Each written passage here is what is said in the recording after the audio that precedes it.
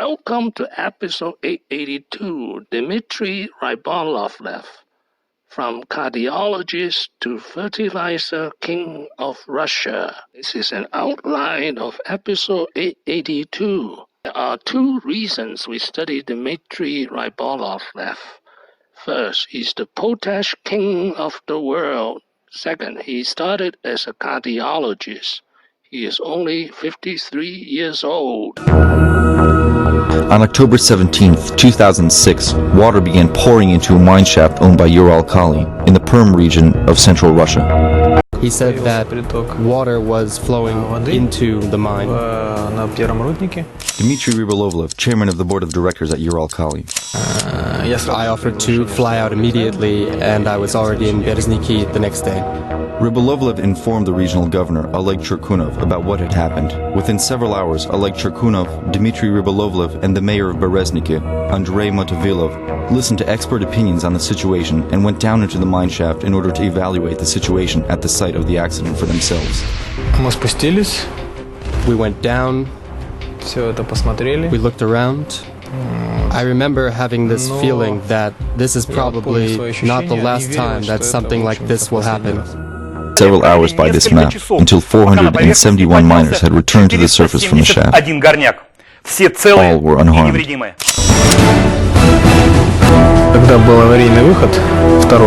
During the second emergency evacuation, I was at headquarters when about 500 people were evacuated.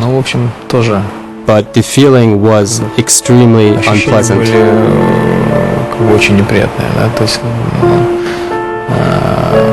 A feeling of calm didn't return to me until the last man got out of the mine. He was born in Perm, Soviet Union in 1966.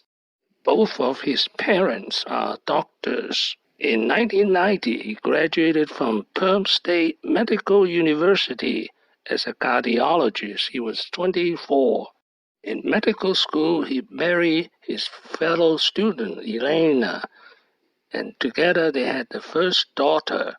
Next, from cardiologist to capitalist. In 5 short years, he became a fat cat capitalist. I will cover the mystery and miracle of this transformation in my next episode, 10 Lessons of Rybolovlev. In 1995, he was charged with murder and jailed for 11 months. The charges against him was dropped. He spent his 30th birthday in jail. I do not believe he's a thug. In any case, the jail experience convinced him to sell and move abroad. From Russia with money, better than from Russia with love. He was just eager to divest his investments in Russia, and was willing to overpay, in fact, in the U.S. market just to move money abroad. That's certainly one interpretation. But this is a fairly astute guy. I mean, he was worth, according to Forbes, up to $8 billion based on his very astute investments and his artful dealings in the 1990s in the fertilizer market. His company at one point controlled 30% of worldwide fertilizer sales. And he bought the Trump mansion in Florida. Lifestyle. He bought a football team. He bought, most famously, of course, Donald Trump's home that he had bought to flip in Palm Beach. To Russian oligarch Dmitry Rybolovlev, who may have saved Trump from financial ruin back in 2008.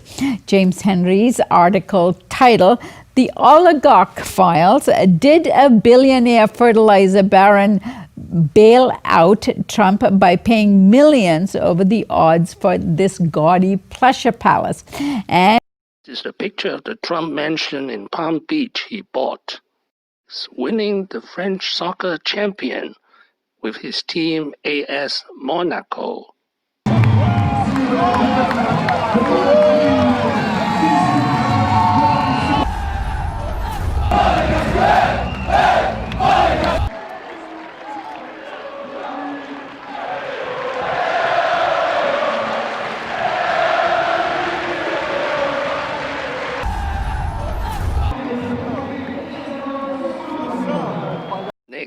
2015 divorce settlement of $600 million.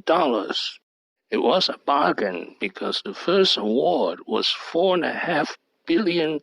Oligarch Dmitry Rybolovlev is ordered by Swiss courts to pay his wife roughly $4.5 billion in what's being billed as the world's most expensive divorce settlement, and there certainly have been others. The couple's marriage lasted 23 years. They have a 13-year-old daughter together.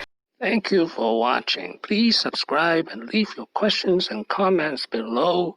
My next video will be Dmitry Rybolovlev, 10 lessons, wishing everyone peace and prosperity.